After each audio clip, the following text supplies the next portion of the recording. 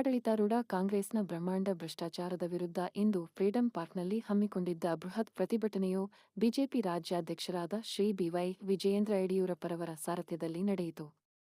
ಈ ಪ್ರತಿಭಟನೆಯು ಕಾಂಗ್ರೆಸ್ ನೇತೃತ್ವದ ಸರ್ಕಾರ ಪರಿಶಿಷ್ಟ ಜಾತಿ ಪರಿಶಿಷ್ಟ ಪಂಗಡ ಸಮುದಾಯದ ಅಭ್ಯುದಯಕ್ಕಾಗಿ ಮೀಸಲಿಟ್ಟಿದ್ದ 27,000 ಕೋಟಿ ಹಾಗೂ ವಾಲ್ಮೀಕಿ ಅಭಿವೃದ್ಧಿ ನಿಗಮದ 187 ಕೋಟಿ ಹಣವನ್ನು ದುರುಪಯೋಗಪಡಿಸಿಕೊಂಡು ಜನರ ಆಶೋತ್ತರಗಳಿಗೆ ಮಣ್ಣೆರಚುವ ಕೆಲಸ ಮಾಡುವುದರ ಜೊತೆಗೆ ಗ್ಯಾರಂಟಿ ಸರ್ಕಾರಕ್ಕೆ ವಾರಂಟಿ ಇಲ್ಲದೆ ನಡೆಸುತ್ತಿದೆ ಎಂದು ಮಾರ್ಮಿಕವಾಗಿ ನುಡಿದರು.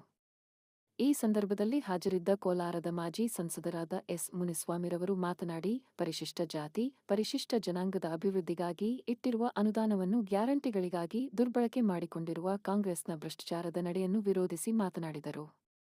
ಇಡೀ ಪ್ರತಿಭಟನೆಯಲ್ಲಿ ತೊಡಗಿದ್ದ ಅಪಾರ ಸಂಖ್ಯೆಯ ಮುಖಂಡರು, ಕಾರ್ಯಕರ್ತರು ವಿಧಾನಸೌಧ ಮುತ್ತಿಗೆಗೆ ಮುಂದಾಗುತ್ತಿರುವಂತೆ ಪೊಲೀಸ್ ಸರ್ಪಗಾವಲು ಬಂದು ಅವರನ್ನು ತಡೆದು ಬಂಧಿಸಿದರು. ಈ ಸಂದರ್ಭದಲ್ಲಿ ಪ್ರಕ್ಷುಬ್ಧ ವಾತಾವರಣ ಸೃಷ್ಟಿಯಾಗುತ್ತಿರುವಂತೆ ಜನರೆಲ್ಲರೂ ಅಸ್ತವ್ಯಸ್ತಗೊಂಡರು. ತದನಂತರದಲ್ಲಿ ಎಲ್ಲ ಮುಖಂಡರನ್ನು ಬಿಡುಗಡೆಗೊಳಿಸಲಾಗಿ ಪ್ರತಿಭಟನಾ ನಿರತರು ಶಾಂತ ಸ್ಥಿತಿಗೆ ಬಂದರು. ಈ ಸಂದರ್ಭದಲ್ಲಿ ಬಿಜೆಪಿಯ ಮುಖಂಡರಾದ ಛಲವಾದಿ ನಾರಾಯಣಸ್ವಾಮಿ, ಬೈರತಿ ಬಸವರಾಜು, ನಂದೀಶ್ ರೆಡ್ಡಿ, ತಮ್ಮೇಶ್ಗೌಡ, ಎಸ್ಸಿ ಮೋರ್ಚಾ ರಾಜ್ಯಾಧ್ಯಕ್ಷ ಸಿಮೆಂಟ್ ಮಂಜು, ರಾಜ್ಯ ಕಾರ್ಯದರ್ಶಿ ಹನುಮಂತಪ್ಪ, ಕೋಲಾರ ಎಸ್ಸಿ ಮೋರ್ಚಾ ಜಿಲ್ಲಾಧ್ಯಕ್ಷ ಕಪಾಲಿ ಶಂಕರ್ ಹಾಗೂ ಕೋಲಾರ ಜಿಲ್ಲೆಯ ಎಲ್ಲ ಮಂಡಲಗಳ ಪದಾಧಿಕಾರಿಗಳು ಹಾಗೂ ಕಾರ್ಯಕರ್ತರು ಹಾಜರಿದ್ದರು.